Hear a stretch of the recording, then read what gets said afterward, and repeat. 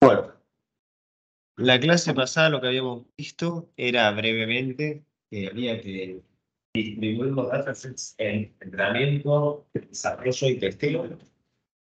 Habíamos visto por qué era necesario, porque no solo me quedaba con, bueno, si me queda solo con el entrenamiento, obviamente voy a tener bastante probable que también con marketing, pero si me queda con solo entrenamiento y desarrollo, podía llegar hasta tener un overfitting al dataset de desarrollo. Por eso creaba el tercer dataset, el de testeo, para intentar al menos reducir el overfitting, porque ya sería muy raro que overfitee tanto el dataset de desarrollo como el de testeo. Bueno, habíamos visto que si tengo dos modelos, voy a casi siempre, en este caso igual era un poco raro porque lo que tenía era mayor costo de desarrollo que de testeo, de entrenamiento, pero bueno, eso lo cambié, entonces ahora es un poco más fácil. Así que si tengo, por ejemplo, 5 de costo de entrenamiento y 1 de costo de testeo, contra 4 de costo de entrenamiento y 2 de costo de testeo, por más de que este tenga menos costo de entrenamiento que este, voy a preferir a este modelo porque logra generalizar. Puede ser un caso medio raro porque rara vez vamos a tener menor costo de testeo que de entrenamiento, pero bueno, simplemente era y siempre voy a intentar elegir el que mejor generalice. Y entonces después habíamos entrado con algunas definiciones que en la clase pasada no habían estado del todo precisas. Entonces, habíamos dicho que si teníamos un problema binario, en el que tengo dos clases para predecir, se pueden presentar 4 escenarios. Puedo tener, acá voy a poner la clase real y acá la regresa. Entonces, puedo haber predicho un 1 cuando era un 1, esto va a ser un verdadero positivo, positivo. Puedo haber predicho un 0 cuando era un 1, esto va a ser un falso negativo, es negativo. Puedo haber predicho un 1 cuando en realidad era un 0, esto va a ser un false positive. Y puedo haber predicho un 0 cuando era un 0. Esto es un true negativo.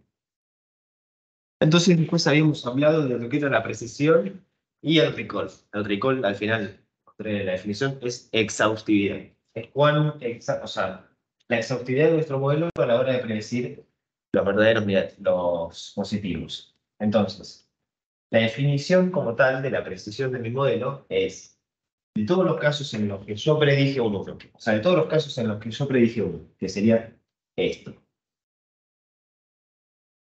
En cuántos realmente era 1. Entonces lo que hago es los true positive sobre false positive más true positive. Y esto me da la precisión de mi modelo. O sea, la precisión más que nada apunta a reducir la cantidad de falsos positivos. A que mi modelo siempre, o sea, intente siempre predecir 1, ¿no? Porque si yo intento reducir los falsos positivos, perdón, si intento reducir los falsos positivos, lo que intento hacer es que mi modelo tenga un poquito menos de confianza. Entonces, de que mi umbral sea un poco más grande. O sea, si yo tengo un umbral, que lo habíamos llamado, creo que era beta, si no, puede ser alfa. Pero bueno, yo tenía un umbral, ¿no? A partir del cual yo decía que mi predicción era un 1 o era un 0. Si yo aumento este umbral, mi modelo, por así decirlo, va a tener más criterio a la hora de decir si este dato es un 1 o un 0. Entonces, a lo que voy a apuntar es a disminuir estos falsos positivos. Porque cuando yo di una baja probabilidad de que este dato sea un 1, mi modelo va a predecir un 0. Entonces va a disminuir los falsos positivos. Va a aumentar los verdaderos negativos. Hasta ahí me siguen. O sea, si le digo a mi modelo que sea más riguroso a la hora de decir un 1, lo que va a terminar pasando es que va a intentar, o sea, que va a terminar diciendo más ceros y menos unos. Entonces, va a tender a predecir menos falsos positivos. En el otro caso tendría la exhaustividad. La exhaustividad dice, entre todos los casos en los que la etiqueta verdadera era 1, ¿en cuántos yo predije 1? Entonces me voy acá, veo Estos serían todos los casos en los que la etiqueta verdadera sería 1. Y en todos en los que yo predije 1, va a ser los true positive sobre los true positive más los false negative. ¿Por qué? Porque un falso negativo, por definición, va a ser un dato que en realidad era un 1, pero que yo predije un 0. Entonces, por ejemplo, si alguien realmente estaba enfermo, pero yo dije que estaba bien, o sea, enfermo sería 1, sano sería 0. Si alguien estaba enfermo y yo dije que estaba bien, eso sería un falso negativo. Y la recall apuntaría a disminuir esto que sería, ¿cuántas veces yo sin querer predije un 0 cuando en realidad era 1? O sea, ¿cuántas veces dije que alguien estaba sano cuando en realidad estaba enfermo? Esto es, por así decirlo, la antítesis al caso positivo. Si se dan cuenta, si yo aumento la precisión, va a disminuir el recall, y si yo aumento el recall, va a disminuir la precisión. ¿Por qué?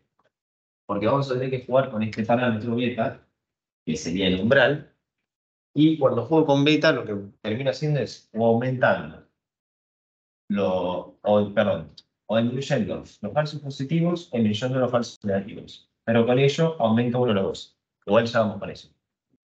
Si lo quiero hacer con un ejemplo más claro, digamos que yo quiero aumentar la precisión. Entonces lo que hago es, quiero que mi modelo sea más riguroso, entonces aumento el umbral, ¿no?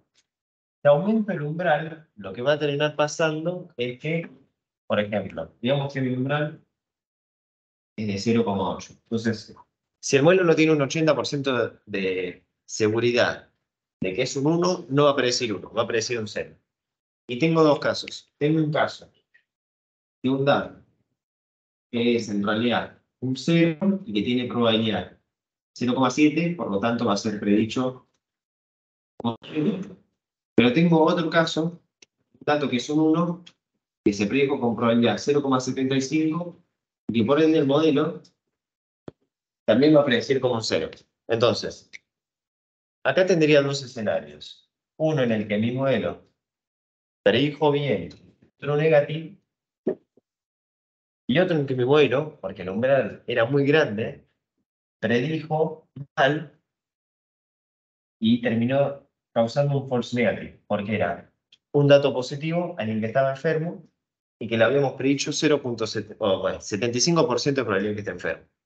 Entonces, esto se traduce con el umbral que teníamos del 80% a que es un falso negativo, porque un dato que en realidad era un 1 lo predijimos un 0. Entonces, si yo aumento este umbral, lo que termina pasando es que van a disminuir los falsos positivos, voy a ser más riguroso, entonces no voy a tirar tantos datos como positivos, pero sí que van a aumentar los falsos negativos. Porque capaz que datos que eran menos ambiguos, o sea, digamos, un paciente que está capaz que un poquito enfermo y no tenemos la certeza de si está enfermo o no, lo vamos a predecir como que no está enfermo. Y si hago al contrario, y yo disminuyo el umbral, lo que va a terminar pasando es que más datos van a ser predichos como positivos, pero menos datos van a ser predichos como negativos. Entonces, aumentan los falsos positivos, o sea, más personas son predichas como están enfermas, porque le digo a mi modelo que no hace falta que tenga tanta confianza, pero logro disminuir los falsos negativos, porque capaz que algunos datos que en realidad eran 1, como no tenía tanta certeza yo, los predije como 1 porque disminuí el umbral. Bueno, esto más que nada lo vemos en la diapositiva. Bueno, predico un 1 si mi modelo da una probabilidad mayor o igual al umbral. Y predico un 0 en todos los otros casos. O sea, si mi modelo da una probabilidad menor al umbral. Es así como yo me voy moviendo con el umbral y a medida que me muevo voy a tener que llego a los puntos de máxima precisión o máximo recall. O sea, si mi umbral es muy próximo a 0, si mi umbral es casi 0, lo que va a terminar pasando es que la mayoría de los datos van a ser predichos como 1. Entonces, prácticamente elimino los falsos negativos. Porque si todos mis datos son predichos como 1, es como que esta columna me está. Entonces, ¿qué pasa? Me quedo con o true positive o false positive. Y como casi todo lo predigo como un 1, voy a tener un montón de falsos positivos. Por lo tanto, aumenta el recall al máximo, o sea, tengo un 100% de recall o un 1, y la precisión cae, o sea, me queda casi 0 de precisión. En el caso contrario, yo al modelo le digo, pongamos un umbral muy cercano a 1, o sea, si no hay mucha probabilidad, no predicamos un 1, va a pasar exactamente lo mismo que al revés. Esta columna se va, el modelo no va a predecir casi un 1, va a predecir casi siempre 0, y lo que va a terminar pasando es que elimino los falsos positivos, porque todo va a ser predicho casi como 0, pero aumento mucho los falsos negativos, porque muchas cosas que eran realmente una persona enferma, pero que no tenían tanta probabilidad, capaz que tenían, no sé, 85%. Pero yo dije que si no tiene 90%, no es un 1, van a ser predichos como que no están enfermos. Entonces ahí hay como una relación entre la presión y el recall que hay que ir jugando, y que por eso lo que hacemos es usar el puntaje F1 para equilibrar la precisión y el recall y encontrar verdaderamente el modelo que mejor generalice. Entonces, yo tenía, bueno, presentamos 3 modelos, ¿no? El modelo 1, que tenía 0.5 de precisión y 0.4 de recall, parecía bastante decente, entonces me quedaba con un promedio de 0.45, o sea, tenía un promedio entre presión y recall de 0.45. El modelo 2, que tenía muy buena precisión, tenía 0.7, pero un recall bastante malo, 0.1, me quedé en un promedio de 0.4. Y el modelo 3 que tenía una presión de 0.02 y un recall de 1. O sea, por así decirlo, si tenía un recall de 1, lo que hacía era no predecir ningún falso negativo. Entonces mi modelo nunca se le pasaba un falso negativo. Nunca predecía 0 cuando en realidad era 1. Así que eso es bueno. Pero sin embargo tenía una presión media mala, 0.02. O sea, ¿qué pasaba? Predecía muchos unos cuando en realidad no eran. O sea, se mandaba a predecir muchas personas que no estaban enfermas como que estaban enfermas. Me queda un promedio de 0.501. Si yo me quedo en el promedio, el modelo que mejor, o sea, rendiría, por así decirlo, es el modelo 3 porque tiene 0.500, 0.5, ¿no?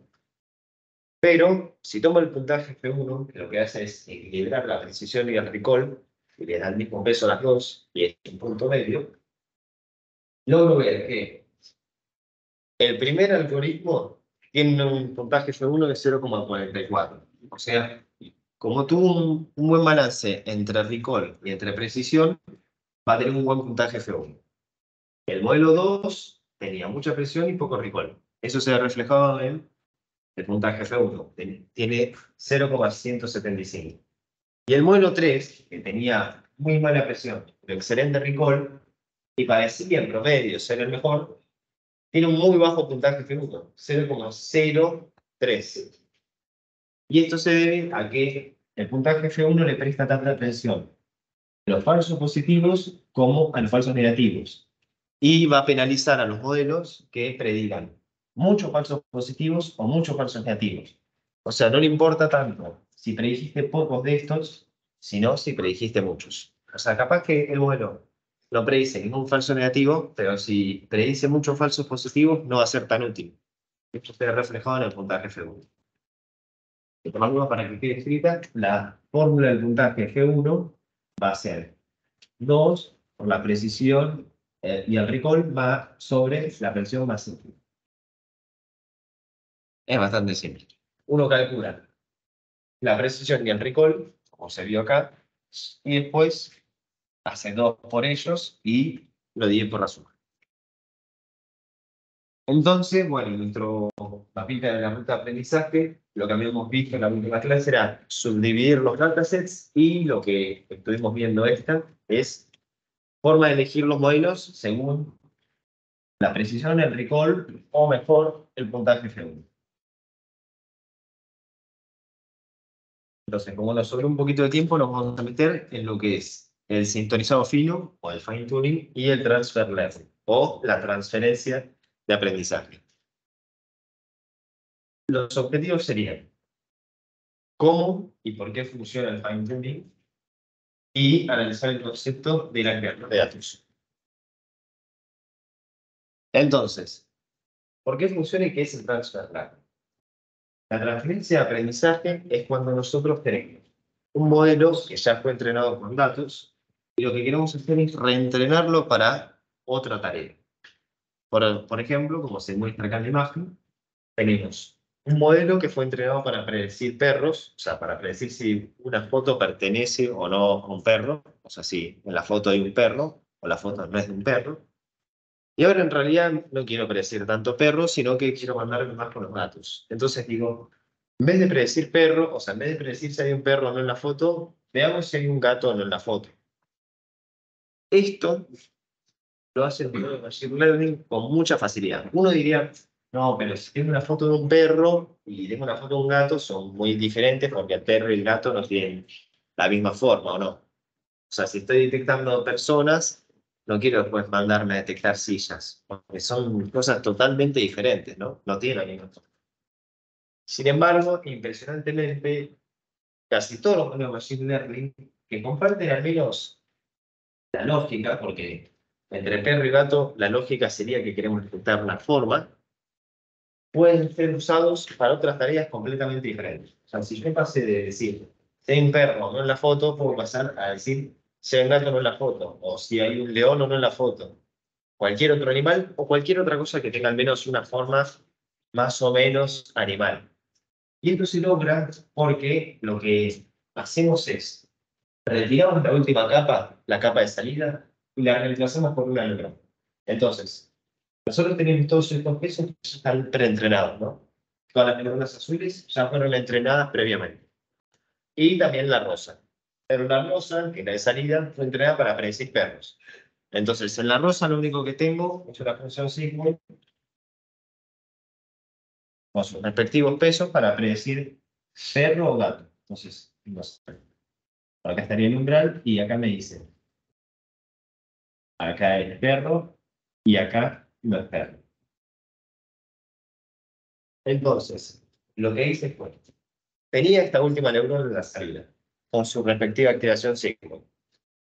Y lo que hago, la saco, remuevo esta última neurona y pongo una nueva con pesos aleatorios, o sea, todavía no entrenados, y esta va, en vez de predecir perro, va a predecir gatito. Lo que pasa es que como yo ya entrené todo el resto del modelo, que son todas estas neuronas azules, para que detecte perros, lo que logró toda esta parte del modelo no es en sí detectar perros, porque eso lo hace como tal la última neurona la que dice si es un perro o no, sino que lo que va a hacer es sacar información importante de la foto. Entonces nosotros teníamos una foto, no voy a hacer un perro como me sale, pero una carita.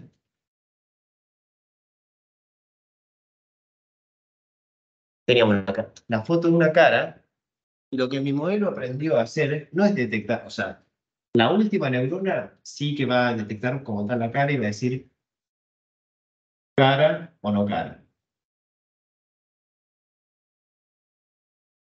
Pero el resto de las neuronas intermedias no va a hacer ese trabajo, sino que lo que va a hacer es sacar información importante de la foto. Por ejemplo, va a empezar a detectar bordes. O sea, por ejemplo, va a detectar este borde, este otro borde, no sé, capaz que detecta algo por acá, detecta, no sé, capaz que por acá, entonces detecta un borde por acá, borde por acá, borde por acá. Eso se encargaría más que nada las primeras neuronas de las capas menos profundas, y cuando ya voy a las capas más profundas, a las capas que están más cerca de la salida, voy a detectar patrones más complejos. Entonces, capaz que detecto la nariz, un ojo, la boca, no sé, esta parte de la cabeza, esta parte como si fuese la barbilla. Y la lógica es que como yo ya entrené un algoritmo para que detecte formas complejas en una foto, me puedo cambiar la tarea y en vez de detectar perros, que detecte gatos, porque total, el proceso de detección va a ser el mismo. O sea, si yo parto de una foto de un gato, parto de la premisa que tengo una foto, lo que primero quiero hacer es detectar las formas. Primero voy a empezar con los bordes. Quiero detectar dónde están los bordes de la foto, dónde está mi objeto. Después lo que voy a hacer es detectar formas más complejas, como por ejemplo, dónde termina la cara, dónde termina el gato. Y después voy a irme a cosas mucho más complejas, que sería, por ejemplo, la oreja, la nariz, la boca, los ojos. Y ya con toda esa información, mi última neurona va a poder ser entrenada para detectar perros o gatos. Entonces, lo que yo hago con la transferencia de aprendizaje es, tomar un modelo que ya estaba preentrenado para una tarea y reentreno la salida de ese modelo para una nueva tarea. Esto más que nada se usa cuando yo tengo pocos datos. O sea, cuando yo no tengo muchas fotos de gatos clasificados, digamos, capaz que tengo 1000 fotos o 100 fotos de gatos, pero mi modelo de perros se entrenó con un montón de datos, o sea, no sé, había 1 millón de fotos de perros, y no perros, obviamente, porque necesito los unos y los ceros. Lo que puedo hacer es usar esta técnica porque con pocos datos, si yo le entregase de cero, sería muy complicado que mi modelo tuviese buen rendimiento. O sea, por así decirlo, imagínenselo que nosotros teníamos en nuestro dataset del Titanic, creo que eran 10.000 datos, ¿no? Si nosotros hubiésemos tenido mucho más datos, el modelo hubiese rendido mucho mejor, ¿no? Porque pudo haber generalizado mucho mejor y pudo haber tenido mejor rendimiento. Pero como tenemos poquitos datos, no podíamos obtener ese buen rendimiento que todos queríamos del 90%. En otras tareas, lo que partimos es de personas que entregan modelos, muchos datos, como por ejemplo los modelos de lenguaje o para detectar fotos, y nosotros tenemos poquitos datos, o sea, tenemos poquitos ejemplos, tenemos capaz que 100 ejemplos, 1000 ejemplos, que no es mucho. Entonces lo que podemos lograr es transferir gran parte de la precisión del modelo del entrenador a nuestro nuevo modelo con tan solo entrenar la salida. Porque todo el resto del modelo funciona igual. O sea, si yo quiero detectar patrones en fotos, el proceso va a ser el mismo. Lo único que cambia es a la salida si mi tarea es detectar perros o detectar gatos. Es así como hay una relación inversamente proporcional entre la cantidad de datos y cuántas capas congelo. Porque cuando yo hago la sincronización fina y la transferencia de aprendizaje, lo que hago es tomo el modelo preentrenado y reemplazo simplemente la capa de salida. Pero yo les dije que solo entregarme esa capa de salida. Si ustedes tienen más datos, no sé, si tienen 10.000, 100.000, o tienen una cantidad importante, lo que pueden hacer es empezar a descongelar alguna de las capas previas. Entonces, lo que vamos logrando es reentrenar mayor parte del modelo. ¿Me explico? O sea, si tengo más datos, como tengo más datos, mi modelo va a poder generalizar mejor, a pesar de que, bueno, estoy cambiando de tarea y todo eso. Como tengo más datos, descongelo menos capas, descongelo menos neuronas, para así adaptarme mejor a mi tarea. Mientras yo más congele, menos me adapto a la tarea. Si congelo todas las capas y solo entreno la última, el proceso para detectar las fotos es exactamente el mismo. Lo único que cambio es que detecta el perro o el gato.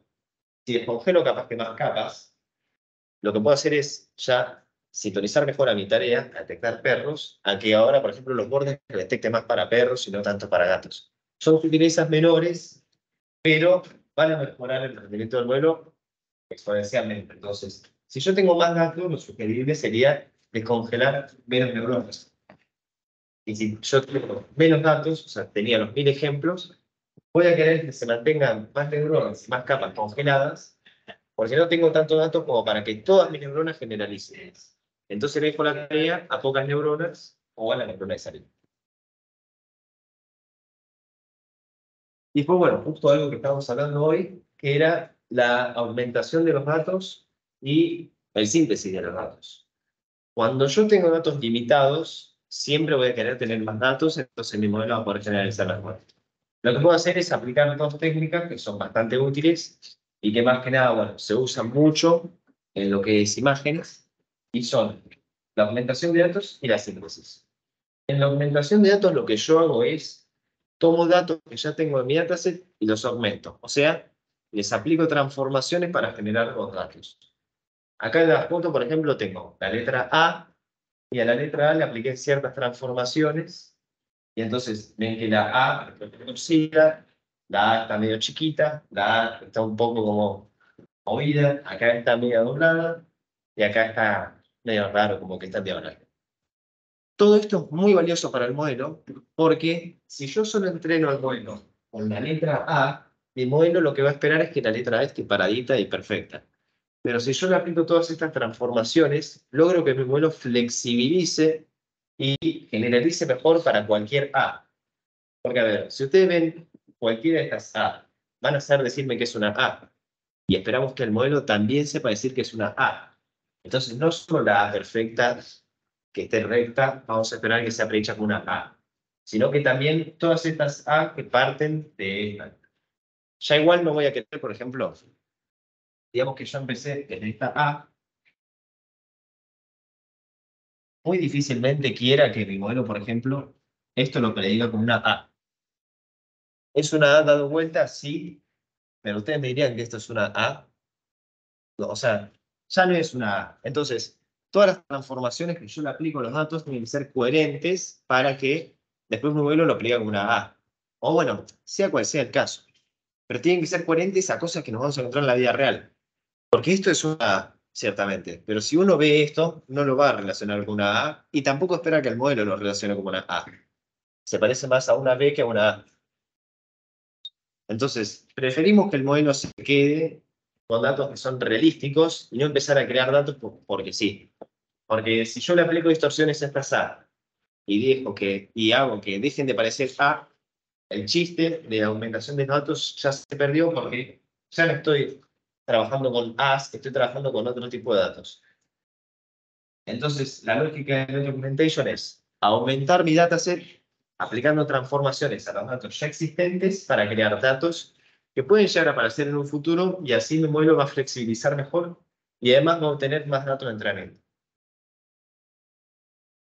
Y el data síntesis es bastante corto y sencillo.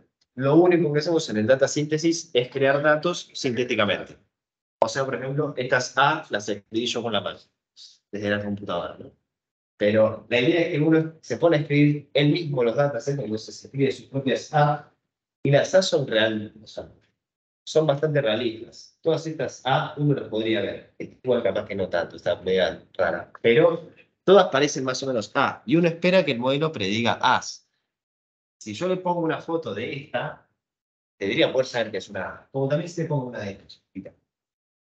Entonces, con la data síntesis lo que hago es creo nuevos datos para que el modelo también generalice y a su vez expanda el datas en entrenamiento y validación y testeo, pero los creo manualmente yo. En este caso porque los puedo dibujar, pero si no los crearía sintéticamente en la computadora, ¿no? Por ejemplo, cuando estoy trabajando con tareas de texto, yo mismo puedo ser el que escriba el texto. Por ejemplo, si quiero clasificar mails en spam o no spam, puedo yo mismo escribir mis mails de spam o mis mails de no spam. Si en Data Augmentation, por ejemplo, si estoy trabajando con mails de spam o no spam, lo que puedo hacer es reemplazar algunas palabras que son similares y así mi modelo va a lograr generalizar. Entonces, en vez de decir esta gran oferta, le digo esta gran situación o este gran premio. Y entonces mi modelo va a lograr generalizar para muchos mails de spam o no spam. Pero tiene que ser lógico. Si yo en vez de decirle esta gran oferta, le digo este gran cumpleaños, capaz que no tiene nada que ver. O este gran carta. O sea, si empiezo a transformar los datos, cosas que ya no tengan sentido, el data augmentation ya pierde su sentido y es más, hasta puede empeorar el modelo. Pero mientras los datos que yo vuelva a crear sean coherentes, el rendimiento del modelo va a mejorar y va a lograr generalizar más. Entonces, siguiendo con la ruta de aprendizaje, por hoy ya terminamos, lo que hicimos fue ahora explicar lo que es fine tuning o la transferencia de aprendizaje, que es un concepto muy importante y muy usado. Porque en muchas tareas de Machine Learning, nosotros partimos de un modelo que fue entrenado con muchísimos datos y queremos reentrenarlo con poquitos datos. Esto pasa casi siempre, y si se pone a buscarlo, hay un montón de tutoriales, un montón de videos de cómo los grandes modelos de lenguajes, como por ejemplo, siempre digo el mismo, pero GPT, o hay otros grandes modelos de lenguaje, como Beluga, Orca o Llama, que estos grandes modelos de lenguaje fueron entrenados con billones de datos, pero nosotros simplemente tenemos capaz que 100 ejemplos de entrenamiento o poquito texto, 1000 a los sumo. Y con todo eso, lo que puedo hacer es lograr que el modelo de lenguaje se entrene para otra tarea. O sea, que en vez de, no sé, ser un chatbot con el cual yo hable, sea un chatbot médico. Entonces, capaz que yo con 1000 ejemplos de un chat médico, logro que mi modelo logre generalizar y que ahora hable con un médico. Entonces, que por ejemplo, pongo mi modelo de lenguaje a que le haga las consultas a los pacientes. Por dar un ejemplo. Pero bueno, eso sería todo.